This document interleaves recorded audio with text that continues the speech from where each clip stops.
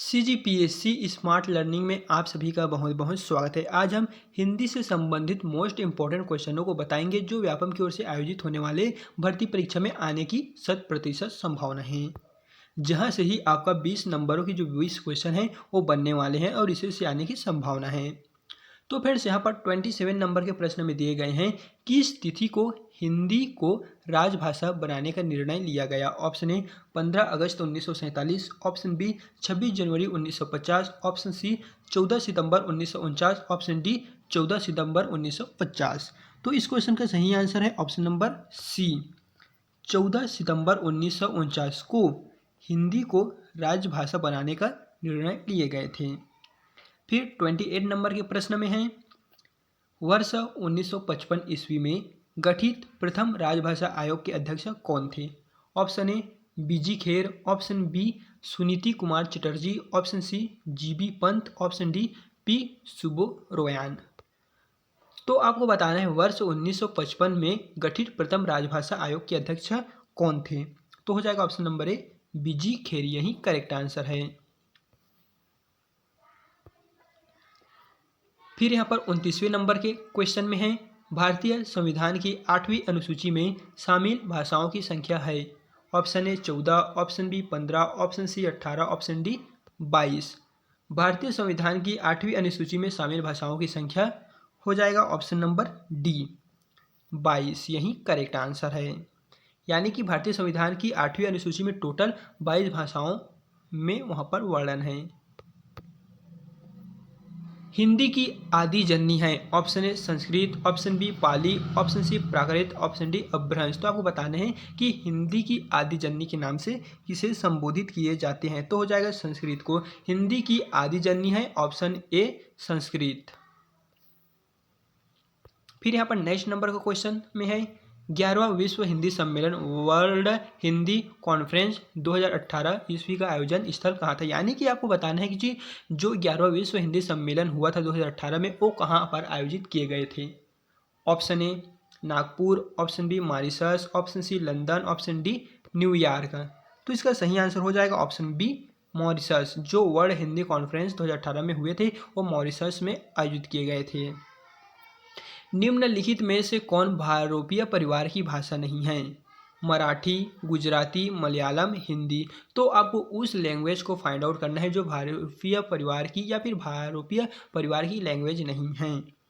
तो है option number C Malayalam. लेकिन मराठी, गुजराती, हिंदी ये तीनों की तीनों भारोपीय परिवार की भाषा है और जो मलयालम है ऑप्शन सी ये नहीं है।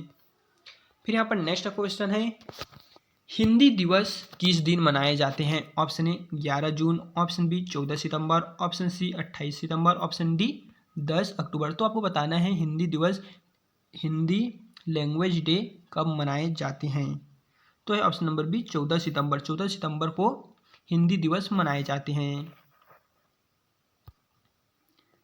विकास की दृष्टि से प्राकृत की पूर्वकालीन अवस्था का नाम है। Option A Pali, option B Sanskrit, option C Hindi, option D Avahatt. तो आपको बताना है कि विकास की दृष्टि से प्राकृत की जो पूर्वकालीन अवस्था है वो क्या है। तो दोस्तों इस क्वेश्चन का सही आंसर है ऑप्शन नंबर ए पाली। पश्चिमी हिंदी की दो बोलियों का सही युग्म है। कनौजी अवधी, ब्रज बघेली, छत्तीसगढ़ी बांगरू, खड़ी बोली बुंदेली। तो आपको बताना है पश्चिमी जो हिंदी की दो बोलियां हैं वो इनमें से कौन कौन सी है। तो है खड़ी बोली और बुंदेली। ये जो दो ऑप्शन दोस्तों यानी कि खड़ी बोली बुंदेली दो दिए गए हैं, यही दो बोलियों का सही है जो पश्चिमी हिंदी से संबंधित है। अर्धमागधी अपभ्रंश से विकसित बोली है। बांगरू, बघेली, ब्रजभाषा, भोजपुरी। तो यहाँ पर पूछा गया है अर्धमागधी अपभ्रंश से जो विकसित भाषा है वो कौन सी है। तो हो जाएगा option number B Bagheli. Bagheli Ardhamagadhi Apabhramsha से विकसित जो लैंग्वेज है या फिर कहें तो बोली है वो बघेली है। बघेली ऑप्शन जो बी है करेक्ट हो जाएगा।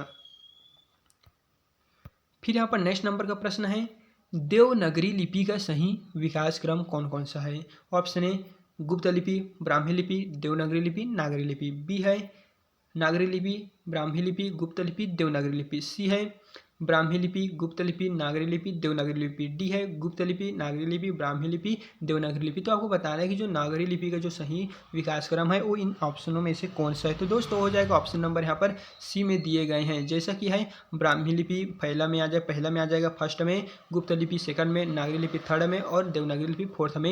ये जो क्वेश्चन है वो सही आंसर है। फिर यहाँ पर नेक्स्ट क्वेश्चन है, बहराइच, सुल्तानपुर, रायबरेली किस बोली के क्षेत्र हैं? छत्तीसगढ़ी, बघेली, ब्रजभाषा, अवधी। तो 38 नंबर का करेक्ट आंसर हो जाएगा ऑप्शन नंबर डी, अवधी। जो यहाँ पर दिए गए हैं बोली वे क्षेत्र संबंधित है अवधी से। फिर यहाँ पर नेक्स्ट नंबर की प्रश्न की बात आती है, तो यहाँ पर है, इनमें से किस बोली का बिहारी हिंदी से संबंध नहीं है? अवधी, मगही, भोजपुरी, मैथिली। तो फ्रेंड्स यहाँ पर क्वेश्चन में पूछा गया था कि इनमें से किस बोली का जो संबंध है वो बिहारी हिंदी से नहीं है। तो हो जाएगा ऑप्शन नंबर ए, अवधी। इसमें भी अवधी और अभी बताए थे उसमें भी अवधी ही क्वेश्चन है का सही आंसर है। फिर यहाँ पर नेक्स्ट नंबर के क्वेश्चन में दिए गए हैं, 14 सितंबर 1949 को भारतीय संविधान सभा ने हिंदी को भारत संघ की कौन सी भाषा का दर्जा दिया? राष्ट्रभाषा, लोकभाषा, संपर्क भाषा, राजभाषा। तो 40वें नंबर का सही आंसर है ऑप्शन नंबर डी, राजभाषा, जिसे हमने अभी अभी आपको इसी वीडियो के क्वेश्चन में बताए थे कि 14 सितंबर 1949 को हिंदी को राजभाषा का दर्जा दिए गए थे। विभाषा किसे कहते हैं? ऑप्शन ए खड़ी बोली हिंदी को, ऑप्शन बी हिंदी क्षेत्र की प्रमुख बोलियों को, ऑप्शन सी हिंदी क्षेत्र की शेष बोलियों को, ऑप्शन डी एक छोटे से क्षेत्र में बोली जाने वाली भाषा को। तो दोस्तों आपको बताना है कि जो विभाषा है वो इन चारों ऑप्शनों में से किसे कहे जाएंगे। तो हो जाएगा ऑप्शन नंबर बी, हिंदी क्षेत्र की जो प्रमुख बोलियां हैं उन्हें ही विभाषा कहते हैं। फिर यहाँ पर 42वें नंबर के प्रश्न में दिए गए हैं, विश्व हिंदी दिवस वर्ल्ड हिंदी डे किस दिन को मनाए जाते हैं?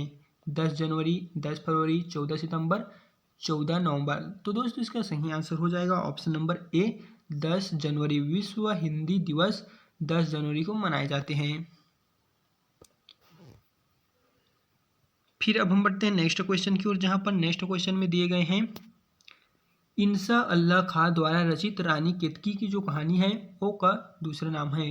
राजा भोज का सपना, उदयभान चरित, सभा विलास, माधव विलास। तो 43वें नंबर का सही आंसर हो जाएगा ऑप्शन नंबर बी, उदयभान चरित। 1950 ईस्वी में संविधान लागू होने के समय देशी की संवैधानिक भाषाओं की संख्या कितनी थी? 2, 14, 18, 22। तो इस क्वेश्चन का सही आंसर हो जाएगा ऑप्शन नंबर बी, 14। 1950 ईस्वी में संविधान लागू होने के समय जो देशी की संवैधानिक भाषाओं या लैंग्वेज की संख्या थी वो 14 थी।